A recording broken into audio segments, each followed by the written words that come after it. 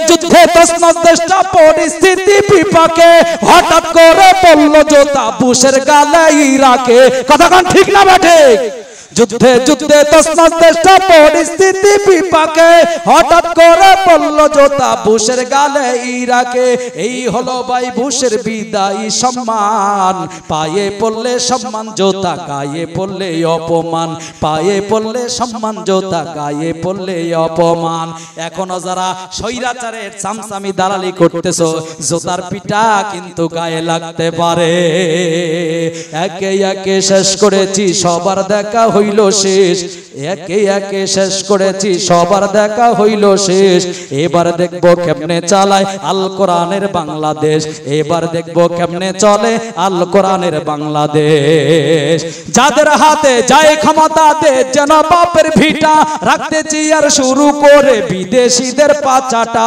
বিদেশিদের পাচাটা যাদের হাতে যায় ক্ষমতা দে যেন বাপের ভিটা রাখতে চেয়ার শুরু করে বিদেশিদের পাচাটা বিদেশিদের কথা মতো চালায় ওরা নিজের দেশ বিদেশিদের কথা মতো চালায় ওরা নিজের দেশ দেখতে দেখতে গোল্লায় দিছে আমার সোনার বাংলাদেশ একে একে শেষ করেছি সবার দেখা হইল শেষ দেখতে দেখতে গোল্লায় গেছে আমার সোনার বাংলাদেশ মুসলমানের দেশটা মদের আছে খাতা কলমে দোষের দোষী যে বাজারায় শাস্তি পাই ভাই আলেমে কথা কোন ঠিক না মুসলমানের দেশটা মদের আছে খাতা কলমে দোষের দোষী যে বাজারায় শাস্তি পাই ভাই আলেমে আবার ইসলাম বেচে যখন নির্বাচনের সময় আসে কেউ টুপি মাথায় দেয় কেউ বোরকা পরে আবার ইসলাম বেচে ক্ষমতাটা পাকাপোক্ত করে বেশ দেখতে দেখতে গোল্লায় দিছে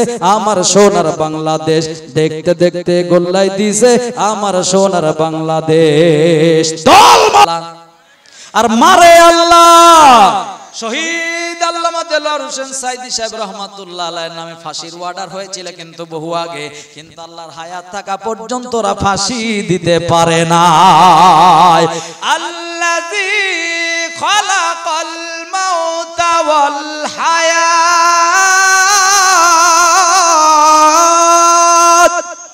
আল্লাহ রাব্বুল আমিন বলে হায়াতের মালিক আমি আল্লাহ মউতের মালিক আমি আল্লাহ বান্দা মাঝখানে তোর একটু সময় দিলাম আইয়ুকুম আহসানু আমালা আমি দেখব কার আমল ভালো আর কার আমল মন্দ আমার ভাইরা আমার বন্ধুগণ এই হচ্ছে আয়াতের শানে নজুল এবার যদি আয়াতের শিক্ষার দিকে আমরা একটু যাই আল্লাহর নবীকে বললেন রবের পক্ষ থেকে নাজিল করা হয়েছে যাহা মানুষের কাছে প্রচার করা লাগবে তাহা তাহলে এবার রবের পক্ষ থেকে নাজিল হয়েছে কোরআন এই কোরআন ঘরে ঘরে বলেন তো পড়ার দরকার আছে না নাই আল্লাহ বলে ইকরা বিসমি রাব্বিকাল্লাযী খলাক খলাকাল ইনসানা মিন আলাক ইকরা ওয়া রাব্বুকাল আকরাম জোরে কোন আল্লাহু আকবার আল্লাহ বলে পড়ো তুমি তোমার রবের নামে তুমি তোমার প্রভুর নামে যিনি তোমাকে সৃষ্টি করেছেন আরেকবার বলেন আমাদের সৃষ্টিকর্তাকে আরো জোরে বলেন আল্লাহ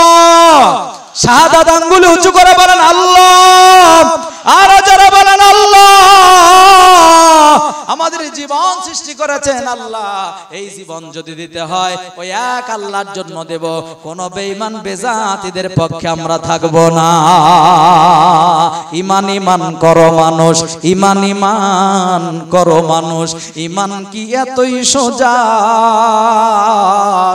সত্যিকারের ঈমানদার কি কখনো বহে শয়তানি বোঝা শোনো মিথ্যুক এই দুনিয়ায় পূর্ণ যার ঈমান চন্দ্র ফাটিত যার ইঙ্গিতে আসমান সেই নবী আমার কাফেরদের সাথে আপোষ করেন নাই কাফেরদের সাথে বন্ধুত্ব করেন নাই আমার নবীজি এবার কোরআন প্রচার করতেছে আমার নবীজি কোরআন প্রচার করতে গেল যখন কাফের বেঈমানেরা বড় বড় পাথর মারতে থাকলো তখন আমার নবীর বিরুদ্ধে গায়বী মামলা হতে থাকলো তখন নবীর পরে নবী নাই নবীর উত্তরসূরিরা কোরআন প্রচার করার বলেন তো দরকার আছে না নাই নবীর উম্মত আমরা আল্লাহর জমিনে কোরআন প্রচার করতে গেলে মামলা হবে, হামলা হবে, কত কেস মামলা অতীতে আপনারা দেখেছেন। এই সব কিছুর পরোয়া করা যাবে না, সব শেষে সাহায্য করবেন কে?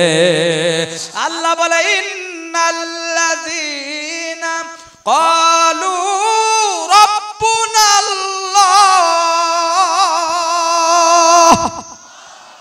সুম্মা ইসতাকামু তাতানাজ্জালু আলাইহিমুল মালাইকা। যেরকম আল্লাহু আকবার। আল্লাহ বলে নিশ্চয় যারা বলে আমাদের রব আল্লাহ, এই কথা বলার পর ইস্তেকামাত থাকে, অটল থাকে, অবিচল থাকে, তাতানাজ্জালু আলাইহিমুল মালাইকা, বিপদে মুসিবতে আমি আল্লাহ রাব্বুল আমিন সাহায্য পাঠায় দেব। ইতিহাস সাক্ষী, বদরের ময়দানে 313 জন মাত্র মুসলমানের সংখ্যা, কাফেরদের 1000-এর বেশি, ওরা অস্ত্র শস্ত্র নিয়ে রাস্তায় নেমে গেছে, যুদ্ধ শুরু হয়ে গেছে, কিন্তু মুসলমানদেরকে বিজয় দিয়েছেন কে? বাংলাদেশে স্বৈরাচারকে তাড়ানোর জন্য কত দল মিছিল করলো, কত দল আন্দোলন করলো, কিছুই হলো না।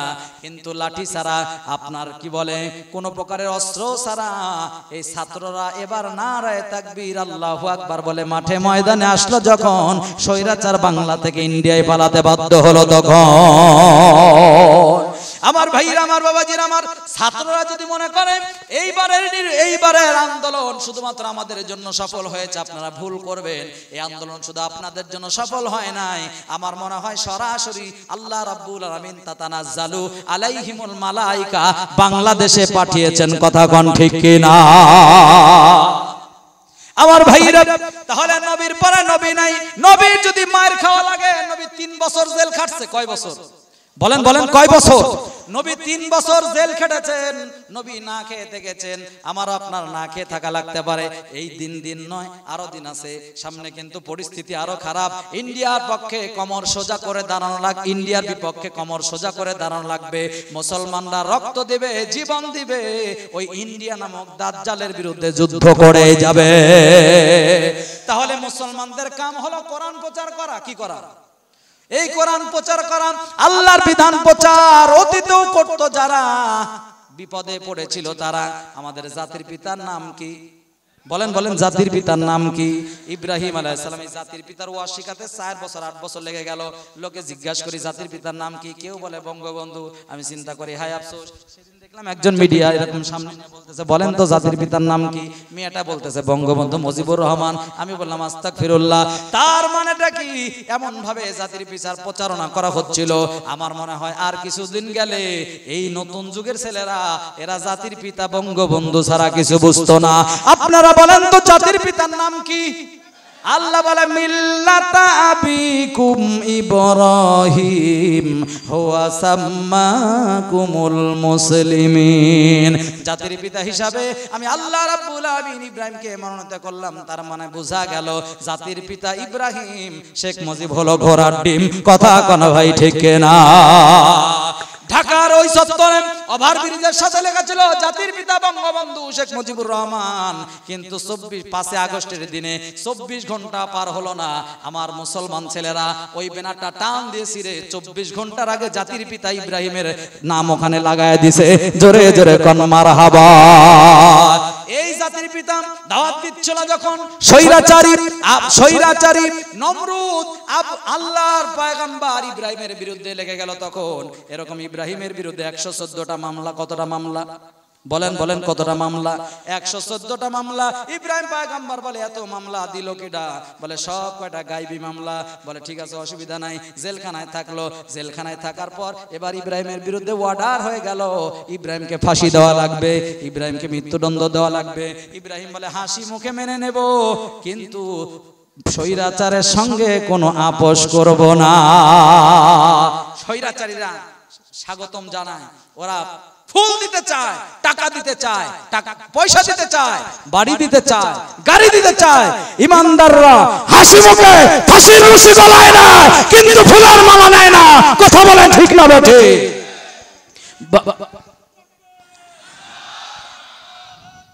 একটু আওয়াজ দিয়ে দিতে হবে।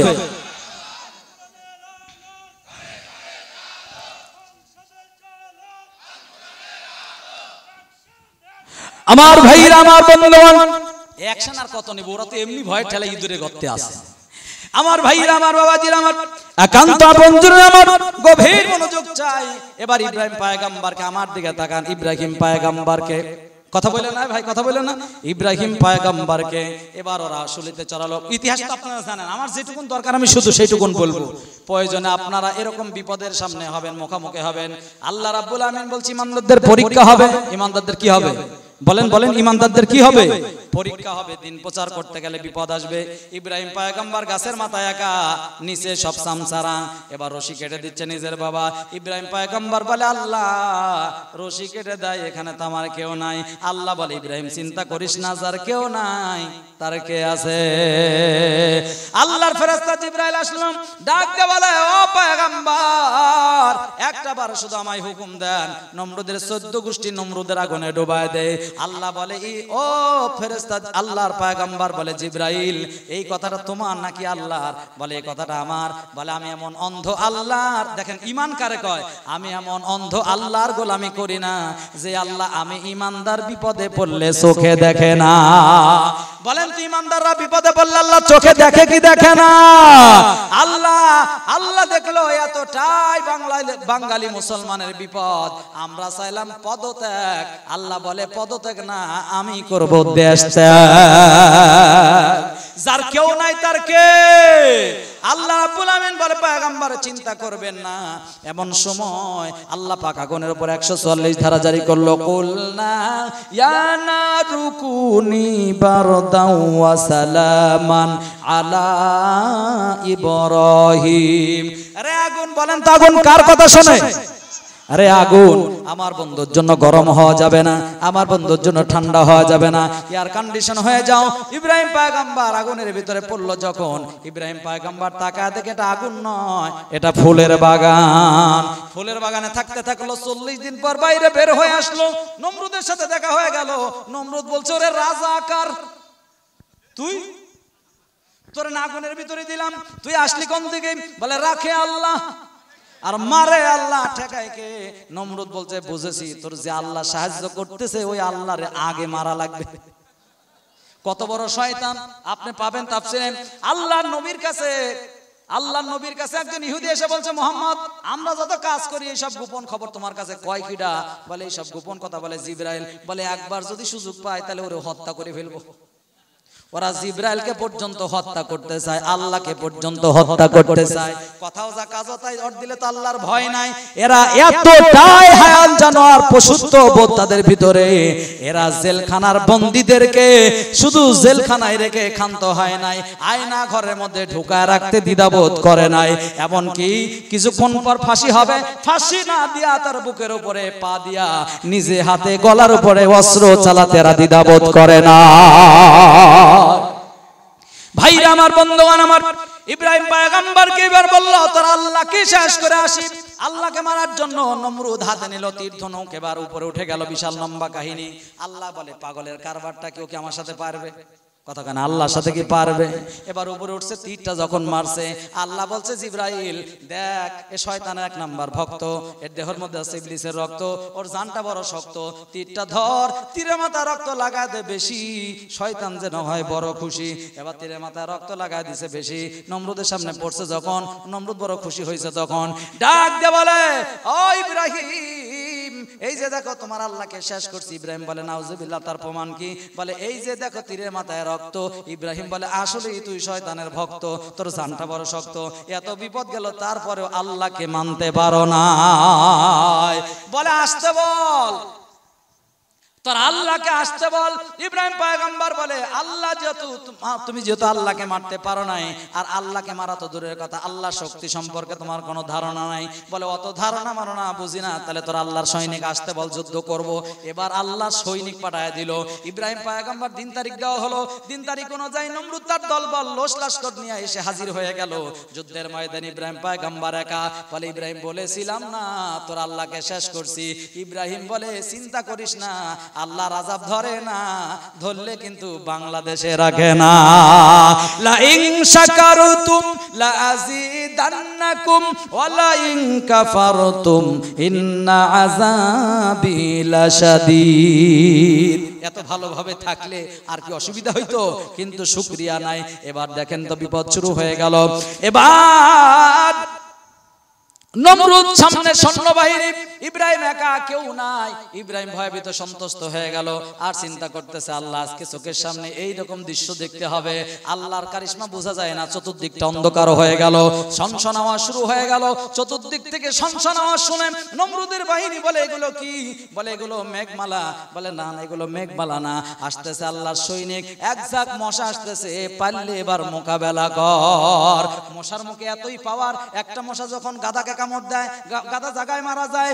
আপনার ওই কি বলে মানুষকে কামড় দেয়, মানুষ জায়গায় মারা যায়। পরিস্থিতি ভালো না দেখে নমরুদ বলল তোরা যুদ্ধ কর, আমি আসি। তোরা যুদ্ধ কর, রক্ত দিয়েছি আরো দেব, প্রয়োজনে আমি যাব না, লোক পাঠাবো। এমন ভণ্ড নেতা আছে না নাই? নিজে যুদ্ধের ময়দানে যায় না, শুধু লোক পাঠায়, লোক পাঠায়। শিলপাটা দপাসাড়া কামসারা মরিজের নেতাদের গুতাগুতি, কামসারায় আমাদের। শিলপাটা দপাসাড়া কামসারা মরিজের নেতাদের গুতাগুতি, কামসারায় আমাদের। কথা কন ঠিক না বেঠে? নেতা কিন্তু ঠিকই পালাইছে, সামসার খবর কি? কথা কন না যায়? তাহলে মরতেছি আমরা, পাবলিক মরতেছি আমরা। আপনার আদায়ের কথা তো আপনার কালেকশন দিবেন তো, টাকা পয়সা দিবেন তো ইনশাআল্লাহ। এক্ষুনি আমি শুরু করবো আপনাদের পকেট বরাবর। এখন একটা লোক যদি উঠে যায়, তাহলে বাংলায় যদি বলি তাহলে বুঝবেন এটা আওয়ামী লীগের লোক। একটা লোক উঠে যাবেন না, যে উঠে যাবো খালি টার্গেট করবেন, এই লোকই সেই লোক। আমার ভাইরা, আমার বন্ধুগণ। আর 2 নম্বর হলো মুনাফিক লোক। এই মুনাফিক লোক ছাড়া এখান থেকে কেউ উঠবেন না। চলেন আর একটু সামনের দিকে যাই, মাত্র কয়েক মিনিটের ব্যবধানে আজকের ওয়াজের শেষ ইতি টানতে চাই। ইব্রাহিম পয়গম্বরের সামনে এবার মশা এসে গেল, নমরুদের বাহিনীকে আক্রমণ করলো। নমরুদ পিছন দিকে চলে যায়। সামসা ডাক দিয়ে বলে নেতা কোথায় যান? বলে বিদেশের বাড়িতে যায়। এবার বিদেশের বাড়ি যাওয়ার আগে পাসপোর্ট ভিসা নেওয়া লাগবে। বউয়ের দরজার সামনে নক করছে যখন, বউ ডাক দিয়ে বলে কে? বলে আমি নমরুদ। বলে কি ব্যাপার, তুমি না যুদ্ধে গেলে, যুদ্ধে থেকে ফিরে আসছো, তার কারণটা কি? যুদ্ধে থেকে ফিরে আসা কাপুরুষদের কাজ, দরজা খুলবো না, তাড়াতাড়ি দরজা খোল, তাড়াতাড়ি। এবার দরজা খুললো যখন, বলছে মশারি টানা, মশারি টানা। বউ বলছে দিনের বেলায় মশারি কেন, আমি কি শোবো নাকি? দিনের বেলায় শুতে পারবো না, মশারি টানাতে পারবো না। বলে সৈনিক আসতেছে। কি আসতেছে? কথা কয় না, কি আসতেছে? সৈনিক আসতেছে। বলে সৈনিক মানে কি? সৈনিক আসলে ঢাল তরোয়ার বের করতে হয়। বলে এটা সাধারণ সৈনিক না, এটা ছাত্র আন্দোলনের মতো পিসি পিসি সৈনিকরা এসে গেছে। এই পিসি সৈনিক ঠেকানোর কোনো অস্ত্র নাই।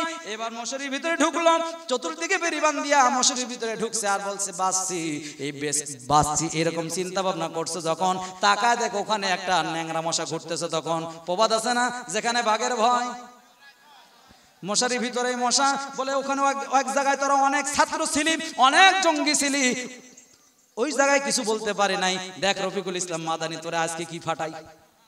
কি ওর কথা মনে নাই? আপনাদের মনে নাই? মনে নাই? রফিকুল ইসলাম মাদানী পিচ্চি হুজুর ওরে মারতে মারতে মারতে মারতে রাস্তা দিয়ে শেষরায় নিয়ে যায়। ও বলছে দেখ পিচ্চি মশা তোর কি 12টা বাজায়।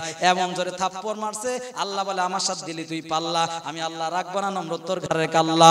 আল্লাহ বলে ওয়া মাকারু ওয়া মাকারাল্লাহ আল্লাহু খায়রুল মাকিরিন। আমার নাম আল্লাহ, আমার সাথে দেয় যারা পাল্লা, আমি আল্লাহ রাখি না তাদের ঘরের কাল্লা। অতীতে পাল্লা দিয়েছে যারা, একটা লোকেরও কিন্তু জানাজা হয় না। এত বড় নেতা নাম শুনলে 7 গ্লাস পানি খেতে হয়, সে নেতা জানাজার দৃশ্য আজও দেখে নাই জাতি। কথা কন ঠিক কি না? আমার ভাইরা, আমার বাবাজিরা, আমার এবার মশারির ভিতরে মশাকে থাপ্পড় মারছে, মশা নাকের ভিতরে ঢুকছে। কারিশমা কার? বলেন হুকুমটা কার? নাকের মধ্যে ঢুকছে ন্যাংরা মশা, মাথার মস্তিষ্কে কামড় মারে কষা। নমরুদ বলছে না জানি হয় এটা আমার মরণের দশা। ডাক দে বলছে সঙ্গী সাথী জলদি জ্বালা হার কিনে বাতি। বলে নেতা মানেটা কি? এখানে নিভে যাবে কি আপনার জীবনের গতি। বলে কথা বলিস না, জলদি জ্বালা হার কিনে বাতি। এবার হার কিনে বাতি জ্বলা হলো যখন, তাকায় দেখে নেতা দাপড়াচ্ছে তখন। নেতা কি হয়েছে বলেন তখন? বলে বুঝি না, নাকের মধ্যে ঢুকছে ন্যাংরা মশা, কামড় মারতেছে কষা, না জানি হয় এটাই মরণের দশা। বলে আসলে বুঝে বুঝেছি এটা তেমন কোনো কিছু না, ব্যাপার না, চিন্তা করবেন না। বলে পরিস্থিতি আমার খারাপ, তোরা বলিস ব্যাপার না, আসলে বল কি করা যায়। একজন বলছে নেতা বুদ্ধি আছে তাজা, তবে আগে দিবেন না সাজা। বলে কি বুদ্ধি? বাটাম দিয়ে একটা বাড়ি মারবো, মাথা ফেটে যাবে, মশা বের হয়ে যাবে। বলে তোর বুদ্ধি খারাপ, তোর 6 মাস জেল। মানে জোর যার কথা না, যা বলবে তাই তো, নাকি বলেন? যা বলছে তাই, তোর 6 মাস জেল। আরেকজন বলছে আমার কাছে আরেকটা বুদ্ধি আছে, বল্লম দিয়ে মাথাটা শুধুমাত্র একটু ছিদ্র করে দেব, ছিদ্র দিয়ে মশা বের হয়ে যাবে। বলছে তোর বুদ্ধি শুনলে ইনফেকশন হবে, তোর বুদ্ধি আরো খারাপ, তোর 1 বছরের জেল। পিছন থেকে একজন বলছে নেতা গরিবের কথা বাসি হলে নাকি ভালো হয়, আপনার আমার কাছে একটা বুদ্ধি আছে। কি বুদ্ধি? বলে আপনি যা বলছেন নাকের মধ্যে ন্যাংরা মশা, ওটা আল্লাহ ভালো জানে, ওটা কিন্তু আমরা জানি না। কিন্তু বলতে চাই আপনার যে রোগের সিমটম দেখা যায়, মনে হয় আপনার মিরকা ব্যারাম হয়েছে। এই ব্যারাম আছে যাহাদের, গ্রামগঞ্জে দেখেছি জোটা পিটা করা লাগে তাহাদের। বলে ঠিক আছে, তোর কথা শোনা হলো, একবার মার তো দেখি। জোতা মারছে যখন, আল্লাহ বলে মশা স্টপ, মশা থাম। এবার মশা থামছে, মশা থামার পর বলে লাগে ভালো, আরেকটা মার, আরেকটা মারছে, বলে লাগে ভালো, আরেকটা মার। মারছে মারছে মারছে, জোতা পিটা করতেছে। এই জোতা পিটা দেখে সামসারা বলতেছে যে নেতা জোতা খাওয়া নেতা, এই জোতা খাওয়া নেতার পিছে আমরা থাকবো না। পায়ে পড়লে সম্মান জোতা, গায়ে পড়লে অপমান, পায়ে পড়লে সম্মান জোতা, গায়ে পড়লে অপমান।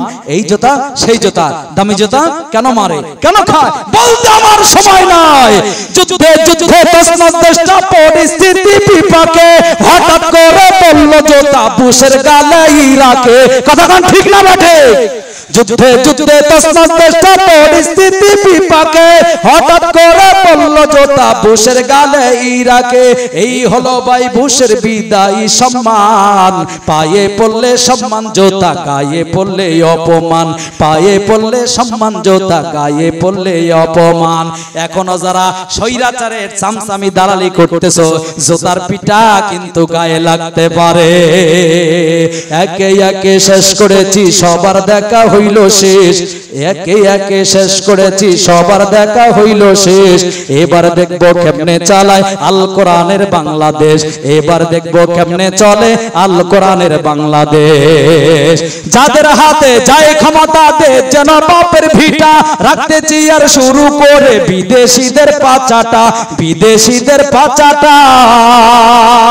যাদের হাতে যায় ক্ষমতা দে যেন বাপের ভিটা, রাখতে চেয়ার শুরু করে বিদেশিদের পাচাটা।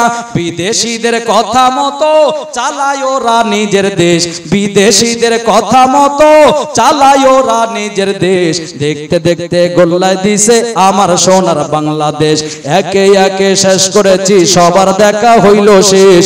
দেখতে দেখতে গোল্লায় গেছে আমার সোনার বাংলাদেশ। মুসলমানের দেশটা মদের আছে খাতা কলমে, দোষের দোষী যে বাজারায় শাস্তি পাই ভাই আলেমে। কথা কোন ঠিক না? মুসলমানের দেশটা মদের আছে খাতা কলমে, দোষের দোষী যে বাজারায় শাস্তি পাই ভাই আলেমে। আবার ইসলাম বেচেই, আবার ইসলাম বেচে, যখন নির্বাচনের সময় আসে কেউ টুপি মাথায় দেয়, কেউ বোরকা পরে, আবার ইসলাম বেচে ক্ষমতাটা পাকাপোক্ত করে বেশ। দেখতে দেখতে গোল্লায় দিছে আমার সোনার বাংলাদেশ, দেখতে দেখতে গোল্লায় দিছে আমার সোনার বাংলাদেশ। দল মত নির্বিশেষে এবার আমরা আল্লাহর কোরআনের শাসন দেখতে চাই। কথা কোন ঠিক না বেঠি? আমার ভাইরা নম্বর নয়, নমরুদ এবার জোতা পিটা খেয়ে ডাক্তারখানায় যাবে, বলছে আমি ডাক্তার বাড়ি নিয়ে চল। ডাক্তারখানায় গেল যখন, ডাক্তারখানা বন্ধ, তখন পরিস্থিতিটা খারাপ। বলছে ডাক্তারের কাছে টেলিফোন লাগা। এই গল্পটাকে আর একটু যদি মজা করতে চাই, বয়স যখন ছিল আপনার 6 বছর 7 বছর, তখন আমরা একটা শুনেছিলাম, এটা গল্প না কি এটা আমি আদৌ জানি না, 1 2 3 1 2 3 এই গল্পের শেষ অংশে আছে ডাক্তারখানা বন্ধ। তাহলে কি ধরে কান্দ? নমরুদ মাথা ধরে কান্দ। নমরুদ ডাক্তারখানায় বসে আছে। বাকি ওয়াজটা করব। আজকে ওয়াজের মূল মেসেজ হলো, এই জমিনে আল্লাহর পক্ষ থেকে পাঠানো কোরআন প্রচার করার দায়িত্ব বলেন তো সবার আছে না নাই? তাহলে কোরআন প্রচার করতে যদি ভয় ভীত সন্তুষ্ট বাধা আসে, সবকিছু অপেক্ষা করে আল্লাহর কোরআন প্রচার করতেই হবে। কথা বলেন ঠিক না বেঠিক? তাহলে জীবন বাঁচানো মালিক আল্লাহ, সব কিছুর মালিক আল্লাহ। এতক্ষণ যাবত এত ওয়াজটা করে আপনাদের বুঝাতে যাচ্ছিলাম জমিন যার, কথা কেনা, জমিন যার এই জমিনে ইঞ্চি ইঞ্চি মাটি সোনার চেকাটি প্রত্যেকটা জায়গায় রান্নাঘর থেকে পার্লামেন্ট পর্যন্ত কোরআন প্রচার হওয়ার দরকার আছে না নাই? আজকে কোরআন প্রচার নাই বলে চোরের বাচ্চা চোরেরা দেশের টাকা চুরি করে বিদেশে পাচার করেছে। কোরআন যদি প্রচার থাকতো সূরাতুল মাইদার 38 নম্বর আয়াতকে সামনে রেখে ওয়াসারিকু ওয়াসারিকাতু ফাকতাউ আইদিয়াহুমা জাযাম বিমা কাসাবা নাকালাম মিনাল্লাহ।